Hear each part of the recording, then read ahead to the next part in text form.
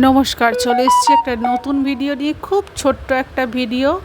আমি অ্যাকচুয়ালি মার্কেটে গিয়েছিলাম, মানে গিয়েছিলাম অন্য কারণে। তারপর গিয়ে দেখলাম এখানে পাকা পেঁপে পেলাম। তো পাকা পেঁপেটা দেখে আর লোভ সামলাতে পারলাম না। তার কারণ হচ্ছে আমি পাকা পেঁপে খেতে খুব ভালোবাসি, আর এটা কিন্তু সব সময় সব বাজারে পাওয়া যায় না, আমাদের এখানে তো একদমই না। আমি গিয়েছিলাম হাওড়া ময়দান, তো সেখানে পেয়ে গেলাম এই পাকা পেঁপেটা, তাই কিনে নিয়ে এসে কাটলাম। আর কাটার সময় এত ভালো ছিল পেঁপেটা, যার জন্য ভাবলাম একটু তোমাদের সাথে শেয়ার করি যে দেখো, এত সুন্দর, সব সময় এত ফ্রেশ ভালো জিনিসটা পাওয়া যায় না।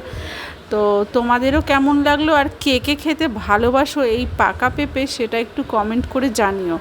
আর পেঁপেটাও এত সুন্দর ছিল, দারুণ মিষ্টি ছিল। কিন্তু বলেই ছিল যিনি বিক্রি করছিলেন যে পেঁপেটা খুব মিষ্টি হবে, সত্যি পেঁপেটা খুব মিষ্টি ছিল।